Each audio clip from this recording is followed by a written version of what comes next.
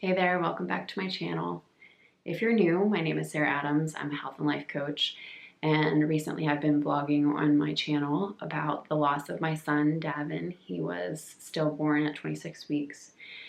And now that it's been almost 7 months since we lost him, I've been going through some of the old footage that I took that I had intended on uploading in my channel a year ago and never had. And I came across this video that I had already completely edited. I'm going to share it with you guys. I think that you're going to like it. Trigger warning for any mothers that have lost. It is talking about trying to conceive and going through that process. So I don't know if that's going to be sensitive for you or not.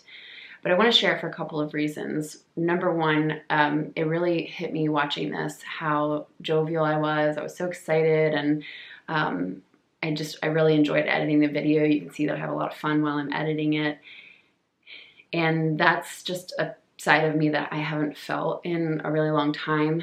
I'm really feeling finally like back to my old self, and it was really refreshing to be watching this and seeing how I am when I'm not deep in grief.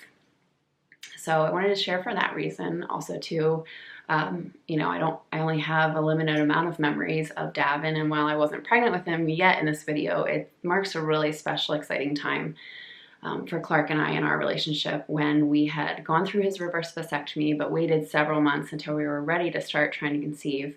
So in this video, he's actually chatting with me on the phone. We have a tough conversation in it about the pressures of trying to conceive. So I think that there's going to be some people out there that can relate to that as well. I really credit the work that we have done on our relationship for the past many years to how well we have gotten through the loss of Davin. If it weren't for how intentional we had been at having tough conversations in the past, I don't think that we would have done so well getting through the loss of Davin. So I think that's, again, another good reason to share this. Also, I have a lot of clients that I work with that do track their cycle naturally. I have a course on it. It's really cheap. It's just done through Facebook, but really good quality. I'll link up more information if you want to join that. Through this video, I talk about tracking my cycle and specifically my ovulation. So again, I just think that it's good content all around in that aspect. So to recap, this following video was filmed over a year ago when we were finally excited and ready to try to conceive, right before we got pregnant with Davin. And again, it's just a special video. I want to kind of catch you guys up to what my pregnancy was like. And again, even though we knew it was a terminal pregnancy and that it was highly likely we would lose Davin, it was still such a special, enjoyable time of my life. So I want to encapsulate that on YouTube here and share that with you guys. Again, we're not trying to conceive quite yet, but this will kind of be the precursor to sharing the video where I actually find out that I'm a mom with Davin, and then revealing it to Clark. So I will share that in the next coming videos. So without further ado, enjoy.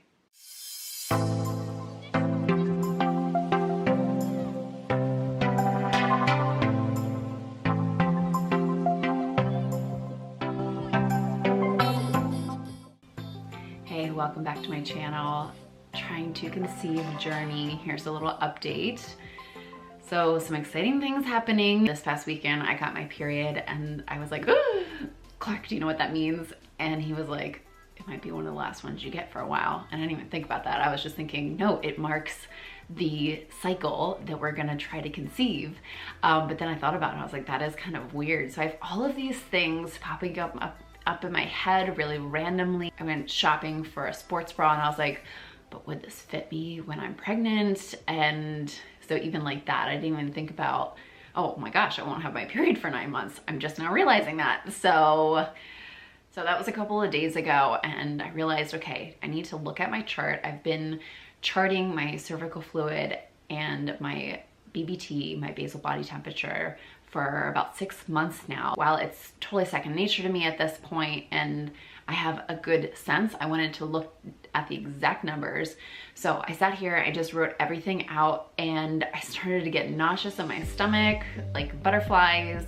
I text Clark and I was like, I think I know the day that I'm gonna ovulate, which means that we should start trying to conceive this day. And like, it's just feeling really real, and I just started getting emotional. And he called me and he was like, how are you doing? And you know, like just general day check-in. And I was like, I'm good. It's just kind of hitting me, like in a good way. And he just, you know, kind of laughed. And I was like, honestly, like when you got the surgery, it was your body. I don't think it really, like, I was excited and it was just like, wow, the day is finally here. But I don't think it really hit me the way it hit him. I watched him kind of go through like a little like, whoa. And I feel like now for me, like thinking about my body, and I mean, I'm not saying like physically what I'm looking like, I'm saying like internally my body and what's about to happen, hopefully. And it's, I don't know, I'm like, so I honestly, I wish that I knew other people that were trying to conceive right at this moment. So comment below if you remember going through this, if you have a child, or if you are trying to conceive as well and you're watching this video, like, have you had a freak, like a little like kind of like mind-blowing moment where it's just like, what is happening? That's where I'm at. So I had all these plans for today, and I feel like I'm just gonna drop all of them because once I went through my chart, and let me grab it for you. I went through the last 6 months of charts, and I pretty much just wrote out a couple of key things, how long the cycles were. I had one that was 33 days, one that was 30, one that was 32, one that was 28, one cycle was 37. And so that was really interesting to me. I just assumed that I was kind of the same, but clearly not. That one that was 37 days, it was because I got sick during the summer, which is really rare for me, but that delayed my ovulation by a couple of days. I pinpointed my ovulation days. One time it was day 18, one time it was day 17, one day it was day 19, 18, and 14. On that long cycle, it was day 24. So charting and not just relying on a calculator or a calendar or an app, I feel like is just vital. It's just absolutely vital. So I'm not gonna make this video about how to chart the way that I am. If you want a video on that, I feel like that's, again, part of this page is the health coaching aspect. So I would be more than happy to create some kind of like how-to guide or something like that. So if you're interested in that, comment below. And by the time you're watching this, if it's not fairly fresh up onto my channel, I may have already done so. Make sure to check out the show notes.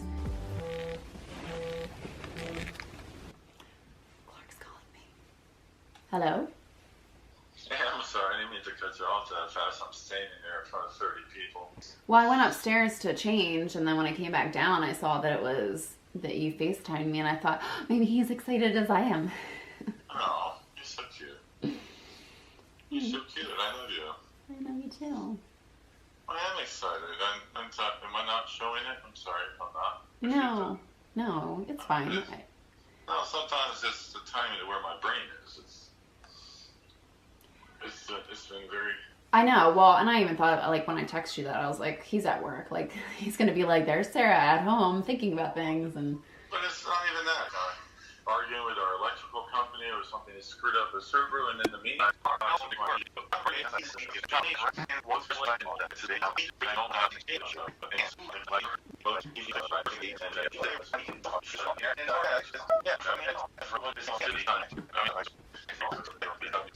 Furniture people there, the IT guys showing up, like it's starting. Yeah. Well, good thing you're not the one that needs to get pregnant, because stress delays ovulation. Yeah, I know, and stress probably makes less potent fish too. So. I don't know. Well, it's so weird. There's literally our conversations, our timing, everything you're doing, saying. Laughing in the car yesterday, he said it's identical to what he went through with his second wife, down to when I'm ovulating, when I'm this, he come home and it's almost identical situation, even as far as the time. Well, I think anybody that's trying to conceive that actually tracks when they're ovulating is going to be the same way. This girl that goes to our church, she's been following my journey, and she's pregnant, and she just did the baby reveal on Facebook Live yesterday, and it's a girl. And I said, congratulations. And she commented, and she was like, thinks we stretch it out farthest away from ovulation, like, because she and I have talked about that, like how to conceive a girl or like aim for a girl. And so again, like, they're very happy. It's their third or fourth kid, but still planning it, you know. Yeah, I get it. Yeah, I didn't say there's anything wrong. It's just cute. It's fun. I just never, you know. I just didn't know if you were making a correlation to his experience being his ex, because, you know, a lot of people say, like, people go, the relationship is tough and the women go crazy when they're trying to conceive and stuff. Like, just because we're tracking it and planning the day and stuff. Like, I'm not gonna make it like okay, today's the day, like, do your job, you know. Like, it should still be very romantic and nice. No, since you're asking, no, I didn't say that at all. You're being paranoid. Maybe unless you're just asking. No, I'm not paranoid. I just want to make sure that's not like what you were thinking, because I don't know. You know, like men say things like when you go out for wings and stuff, and I don't want you to. I didn't know if it was being said in that context. I can tell you, I know stories like that could make me think, oh my God, I hope that doesn't happen to us. Yeah. And, you know, I trust God and I love you, and yeah, I hope it doesn't happen to us. But I don't sit there and think, ooh, that happens to everybody. Yeah, okay. That'd be stupid. I mean, there's a lot of beautiful stories of conceiving that outweigh the bad ones. Yeah. Well, good. I just wanted to make sure we were on the same page. I love you. I love you too. So my plan is to go out to the store and get an ovulation predicting kit. That's what it's called. It's called an OPK. And basically you just pee on it for like a couple of days leading up to when you think you're gonna ovulate. So it detects the hormones that your body releases like as you're about to ovulate. Not that I need it. I feel like with just following my body naturally, I'll be able to know. But I'm actually just interested to kind of test to see how accurate it is compared to like the natural way of tracking everything. So I'm kind of excited. That's gonna be my little Target excursion for today. You're cute. Chill. Oh my gosh, Duchess is eating a bug. Duchess! Alright. Well, I love you, Sarah. I love you too. I'll see you later. Alright, love you. Bye. Bye. That was lovely. Now he'll be part of this catch-up vlog.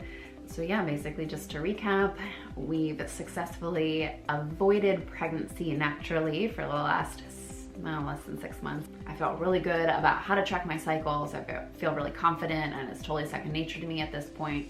That's one of the reasons we decided to wait on trying to conceive, because I wanted to just understand my cycle with a PCOS history, just know that I have some type of regularity there, and even if it were irregular, that I could at least predict in some way.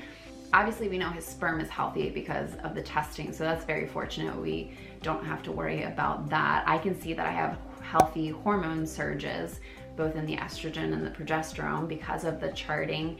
And I know that I have healthy cervical fluid. Those are the three main things that come into play when it comes to your fertility. It's not just the woman's egg, it's not just the male's sperm, but it's also your cervical fluid. So that's all really encouraging. So as I mentioned, I'm gonna head out to the store. I'm gonna get one of these ovulation tests. I went to order on Amazon because I'm like the Amazon queen, and not queen of the Amazon queen. I order a lot of stuff. They're expensive, but I feel like this is one of those situations where I just want to like go and like look at everything and like pick up the boxes and stuff like that. So that's my plan. And then I also saw another video where they used ones that they got from the dollar store. So as I said, I don't think that I need them at all, but I'm interested to see how they work and if they're accurate.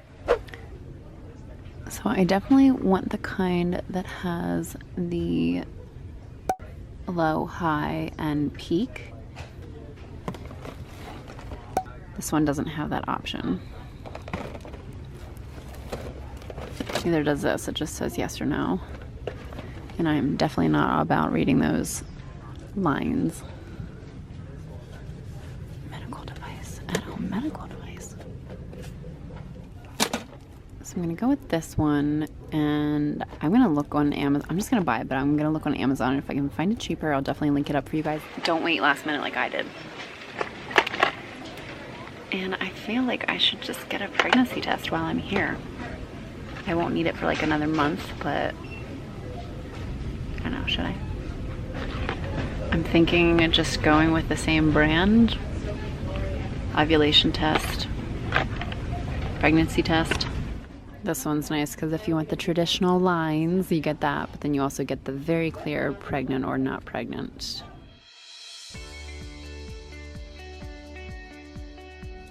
All right, I got it, and all I can say is wow. $30 for that thing, plus another 8 to 10 for a pregnancy test. You're spending 40 bucks a month if you're trying to conceive. So definitely learning how to track your body, track your signs naturally is quite the expense saver. I mentioned briefly about you can confirm ovulation when you have 18 days of elevated BBT, basal body temperature. That confirms pregnancy. If you haven't conceived within that time, you'll see your body temperature drop. Then you would go into your next cycle with the start of your period. Doing this ovulation kit is really just for you guys to prove that tracking your ovulation naturally does work, but I do appreciate the sense of assurance I think I'll get from it. So next week is when I'll start.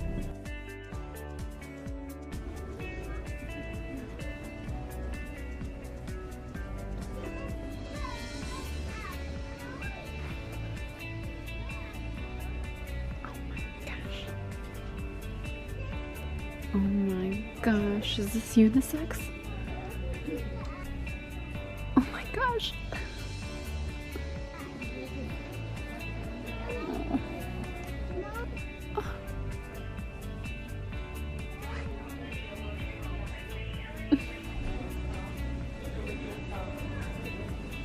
Guys, I'm losing it.